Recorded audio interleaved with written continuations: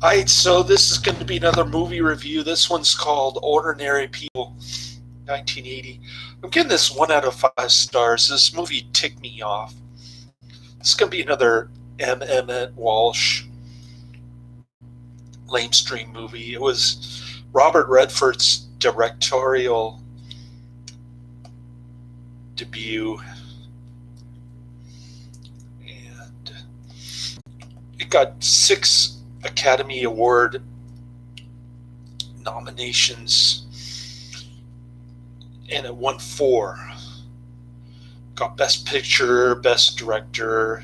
Not bad for his debut, adapted screenplay and supporting actor for Timothy Hutton, an actor that I'm not too familiar with. But it also won 5 Golden Globe awards for no apparent reason other than, well, it's Robert Redford.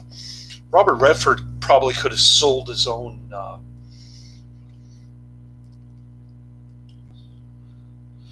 salad dressing like Paul Newman. That's how popular and trendy he was around this time, especially after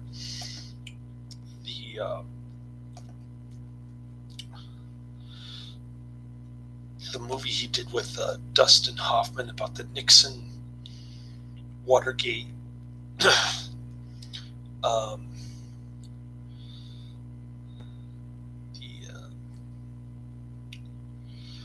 can't remember the name, but he was with Butch Cassidy and the Sundance Kid with Paul Newman. That's why I mentioned Paul Newman. He always reminds me of Paul Newman for some reason. Maybe that's why. He also did The Sting, which was the top-grossing film of 1974, The Great Gatsby,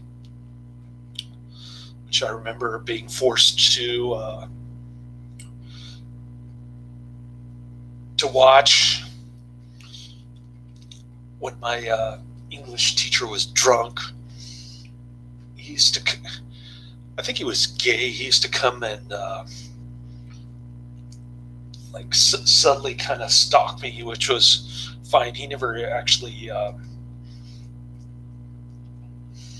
did anything. He would just come to my work at Jack in the Box when I was flipping hamburgers and just sit there and kind of this older guy, he was kind of depressed, and I think he was a high school teacher so that he could get drunk and look at all the little boys.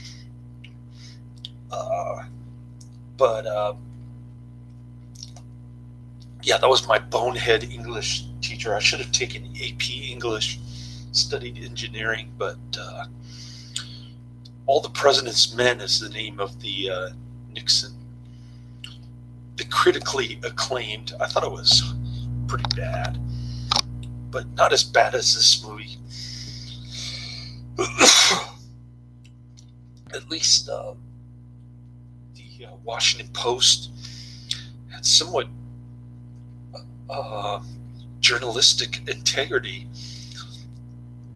back in the 70s, the mid 70s, but or early 70s, whatever the case may be. But not anymore. They just go after Republican politicians, and that's their only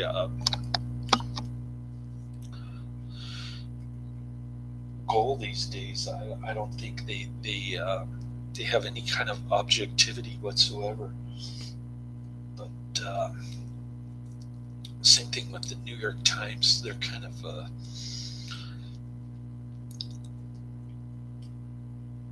just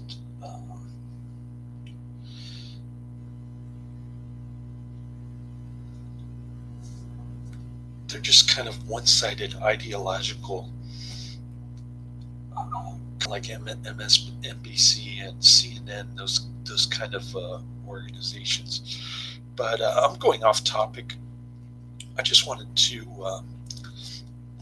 state my contempt for the lamestream Robert Redford. right off the bat. And he's definitely trending and popular, which is sort of goes against the grain of my channel. The only reason I got this movie was, of course, Emmet Walsh. I'm watching Racing Stripes. And, I thought watching the bonus features with David Spade and that Family Feud guy, whatever his name is, Steve Harvey or something. Family Feud. It's yeah, Steve Harvey. That one I thought I was going to hate, but it's kind of a Disney type, post 1995 Disney type kind of kids movie.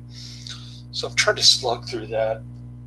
I don't see it. It's aimed at kids, of course, and I'm not a kid, but I'm sure kids would enjoy that movie. If I was a kid, I'd probably give it 5 out of 5 stars, but I probably won't find any redeeming qualities in it. It's another Emmet Walsh flick. And I've got Snow Dogs or something like that. I don't remember the title, but I'll get through those tomorrow for sure. It's going to rain tomorrow, and my son is not going to go on a scooter. I tried to get somebody on Snapchat to meet me in Golden Gate Park, and she didn't even know where it was. So I told her it was on 34th Avenue and Irving Street, and I got no response. So Snapchat is kind of useless for dating. I think people just want, it's just mostly for massage therapists and pseudo prostitutes to get buck naked on the premium videos, which I never buy.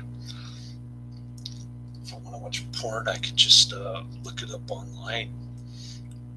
No need to purchase anything on Snapchat. Kind of useless and boring, if you ask me. All these women with shaved bodies and fake breasts, that kind of stuff.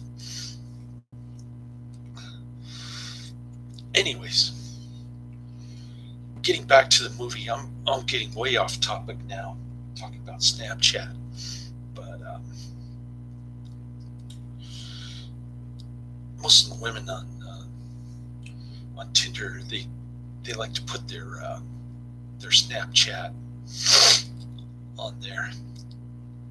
They're mostly catfish anyway. They're just looking to get you to pay for their services on their naked videos.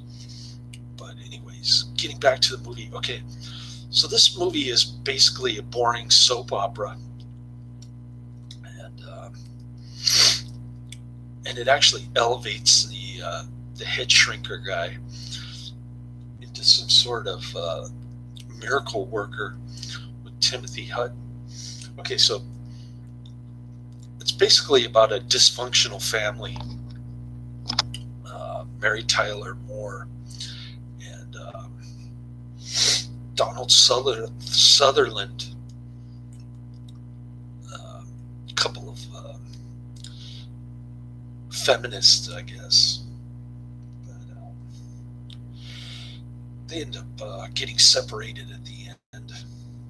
And I don't want to spoil too much of the ending, but not that it matters, because this movie is a real stinker anyway. But okay, so Timothy Hutton is a teenage boy. I don't know how old he is, but he's going to school with Alec Baldwin, who's in a lot of great movies. Serenity, comes to mind.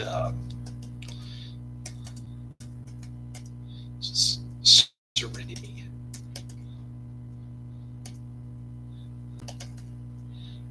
Yeah, I think it's Serenity. Or Adam Baldwin, excuse me. Why did I say Alec Baldwin?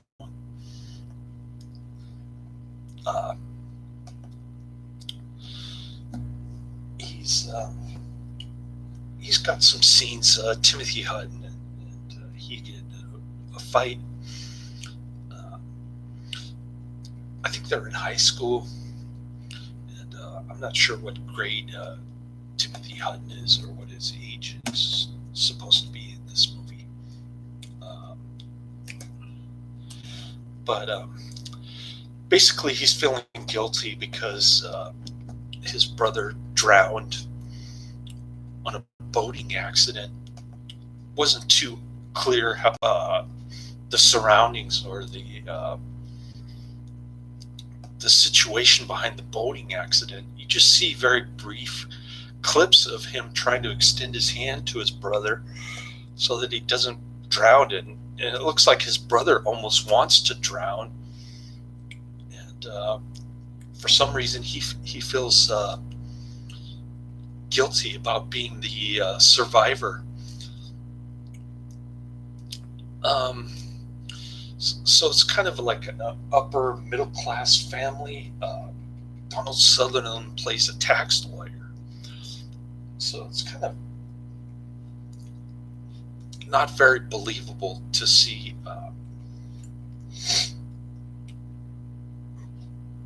Donald Sutherland as a tax accountant. He's kind of like a Vietnam protester, along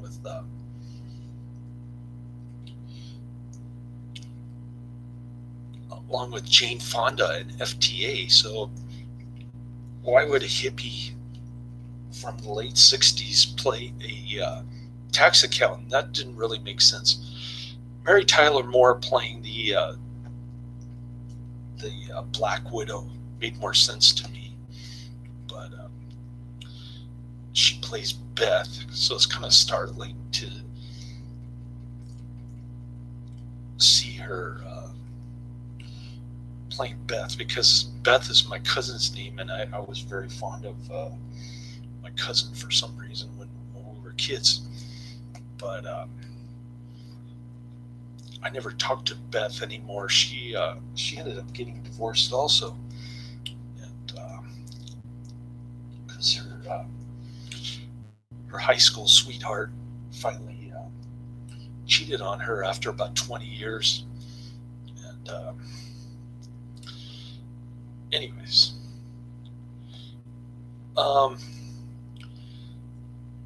it just, so Buck is the older teenage son who died in the boating accident. And again, the circumstances and the surroundings of the boating accident are very unclear, because you just see really brief, like 5-second clips of them trying and failing to survive the boating accident. At least one half of the family died due to drowning. And Buck, that was Buck. Okay. Conrad is the Timothy Hutton character who's got survivor's guilt and supposedly post-traumatic stress disorder. So he attempted suicide after the boating accident by slashing his wrists, which is what my mother did after she was told by my grandparents to work at Macy's as a single mom.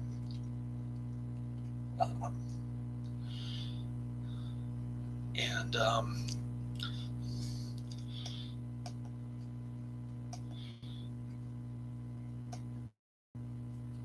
I was the one who witnesses. I didn't even remember what happened, but I do remember going to visit her in the loony bin, the psychiatric ward. My grandfather used to bring me there, and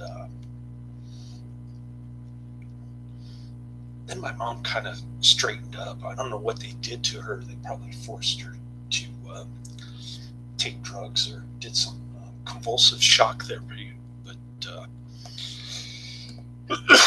she became normal, and I completely forgot about it. But anyways, this movie kind of depressed me and reminded me of my early childhood, because my mom used to take me to a psychiatrist. She was worried about me. Like, I guess she felt guilty about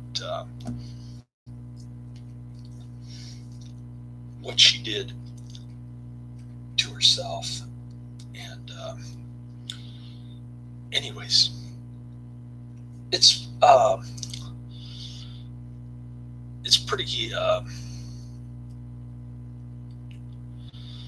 pretty depressing. I was forced to see psychiatrists even when she married my stepdad. She wanted me to see psychiatrists, and I absolutely hated it. My grandfather called them head shrinkers. That's where I got that, because they're kind of substitutes for religion, if you know what I mean. And he's Calvin, the Donald Sutherland character, is trying very hard to connect with Conrad,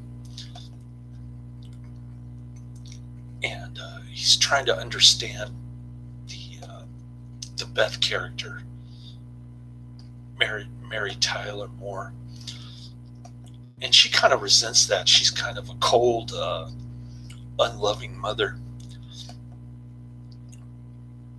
I guess because she was particularly fond of a Buck, the dead child. And anyways, so Calvin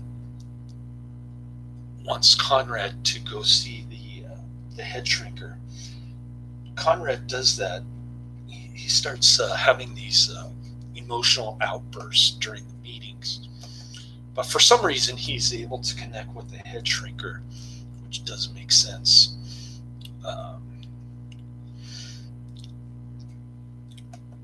And Conrad's got a couple of girlfriends who've been in a bunch of movies, both white girls, of course. There's no diversity in this movie. It's just like a 1980 white people movie. And anyways, I'm not saying that's good or bad, but I just thought I'd point that out.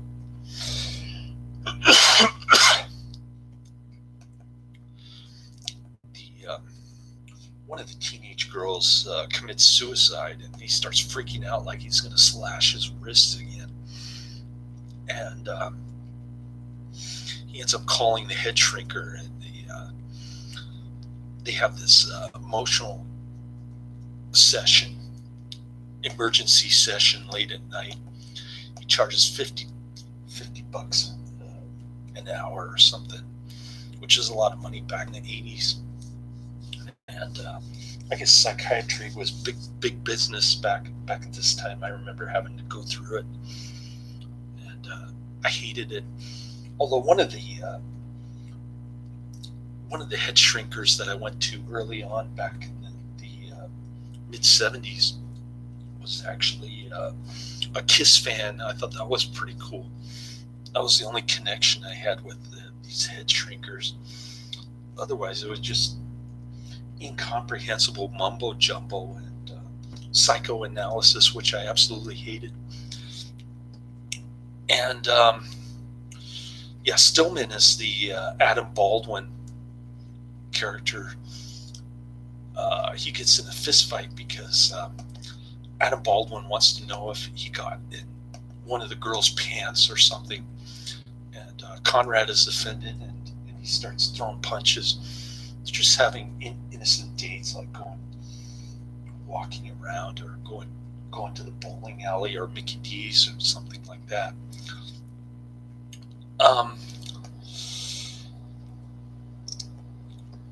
Anyways, Donald Sutherland finally realizes that he doesn't love Beth anymore because she's. Conrad tries to hug Beth when they return from a golfing trip, and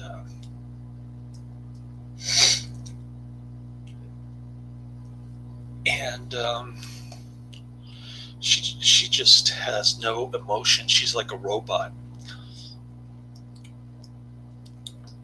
Anyways, that's pretty much the movie. I mean, it was a huge success, partly due to the popularity of Robert Redford, the conceit to become a director and push his social experiment ideas on the U.S. public. It was a huge smash. The budget was $6.2 million, and the box office was $90 million.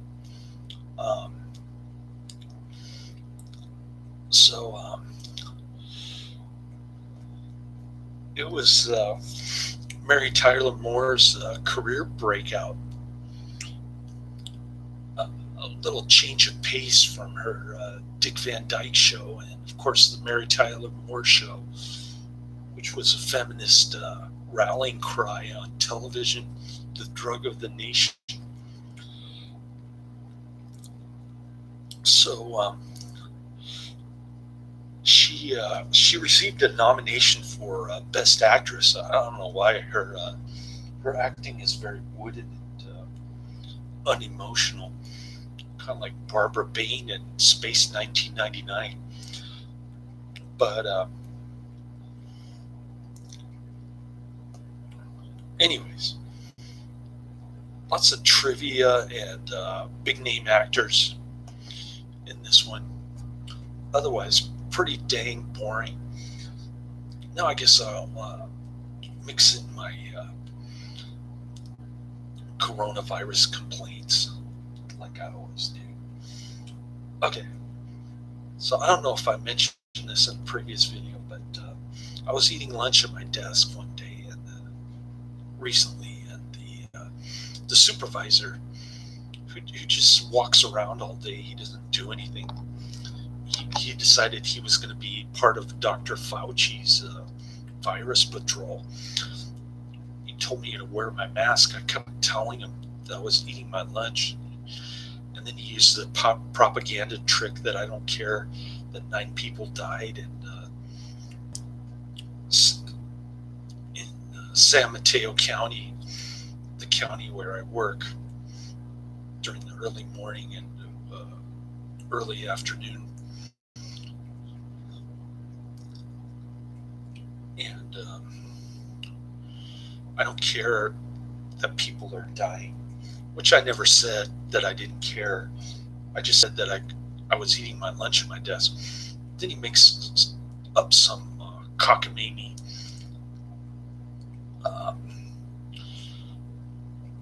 rule that I have to eat outside, which of course none of the managers do. They eat at their desks. So I thought that was rather arbitrary, confusing, and unfair. So I tried to tell him, but he walked away like he knew that he was out of his jurisdiction.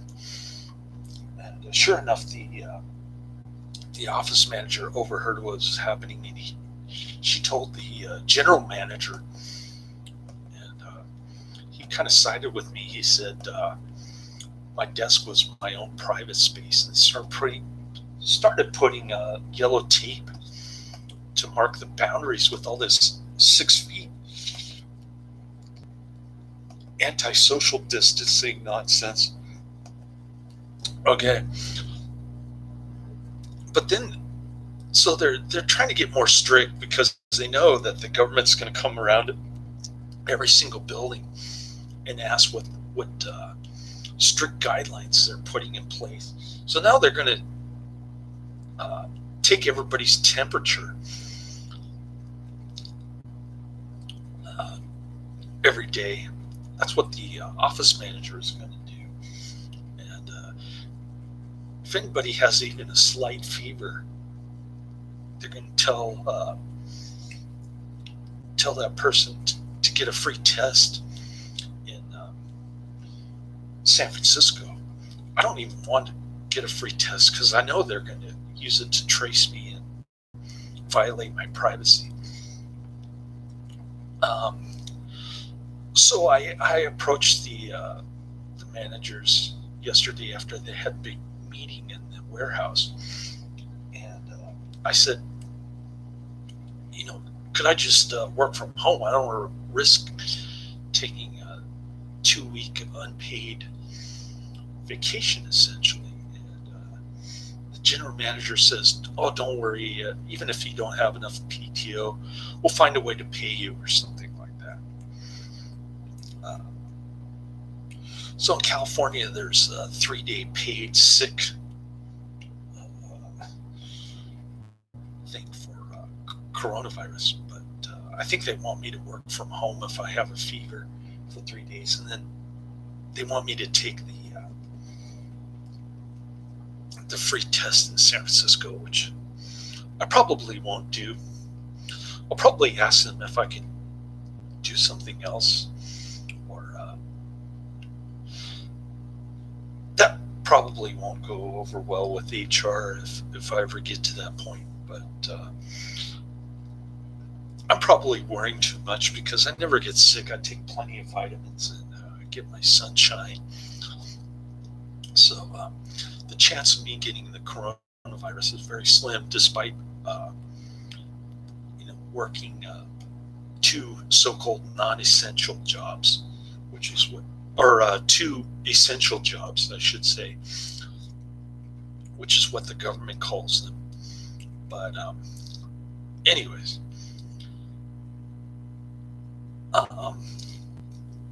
it's pretty grim. Things keep getting worse here. The governor and the local politicians say they're entering phase 2, which is the pseudo reopening of the state, and they're going to allow curbside pickup, and eventually restaurants will be allowed to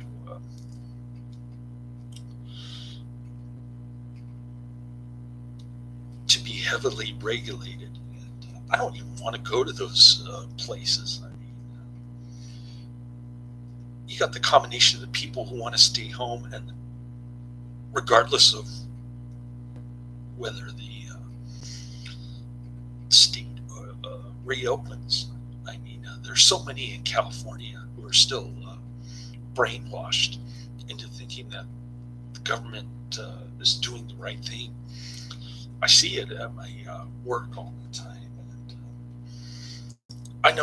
I know from delivering groceries that people won't even open the door.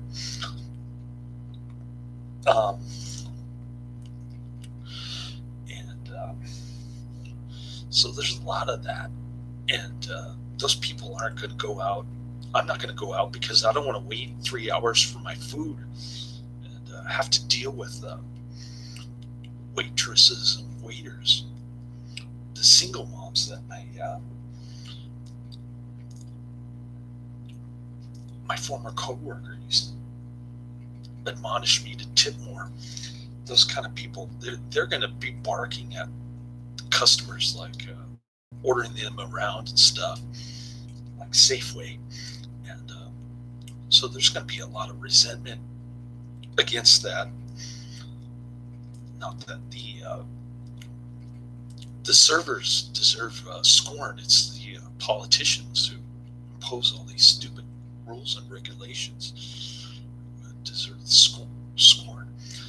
And then my son's mother wants to send my son to public school, but, and she makes up some kind of canard that public school is going to have is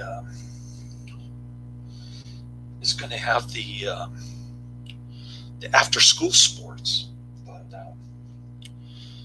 I don't know if she's saying that because she thinks the after school sports has some kind of redeeming social value for my son, or she just wants to get out of parenting for a few hours after school. She wants to get out of her parenting duty. But either way, there's going to be budget cuts, furloughs, layoffs, and there won't be any after school programs. So she really was serious about getting him involved in after school activities, and she would actually support my goal to get him into Catholic school, which doesn't have the ebbs and flows of the taxpayer funds. It's kind of steady. It doesn't have teachers unions begging people to send their kids to public schools. So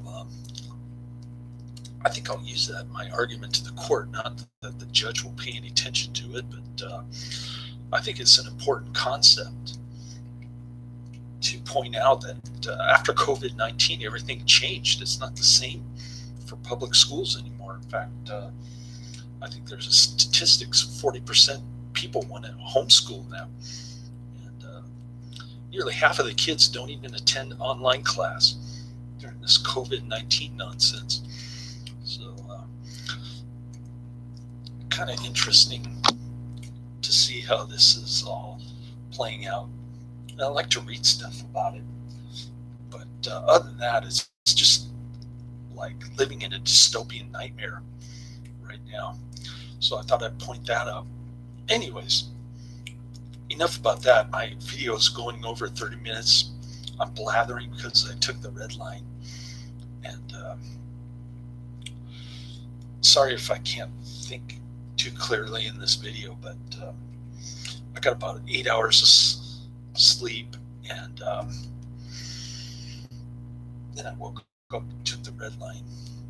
Now I got to work about 8 to 10 hours, depending on the route size and the distance. But it's going to be pretty busy today, I think, because it's Saturday. Hopefully I get lots of cash tips, because I've only gotten $15 this week despite having worked 4 days delivering groceries, or 3 days so far. I'm on my 4th day, I should say, but we'll see how that goes. Anyways, no luck dating. I haven't had a girlfriend since 2016, and very depressing. Dating apps are all catfish and gold diggers, prostitutes, massage therapists, that kind of thing. So very discouraging. Finding the needle in the haystack is almost impossible for me. But I still keep trying. I got my best friend in Renton, Washington. She's not interested in getting married anytime, despite having known her for like 13 years. And I get to see her every year around Christmas time, unless she's sick or busy. But she's about my only hope at this point, which is pretty sad. Hopefully when I get my assets together later this month, next week, I can build assets very quickly in my Robinhood account. Maybe I'll have a little more leverage that way, but I have a feeling I'll just attract more gold diggers. We'll see. Anyways, that's the end of my review. I know I've been talking a lot about non-movie stuff in this video, and maybe it's a way to avoid the YouTube censors. We'll see. Anyways, that's the end of my review. Laters.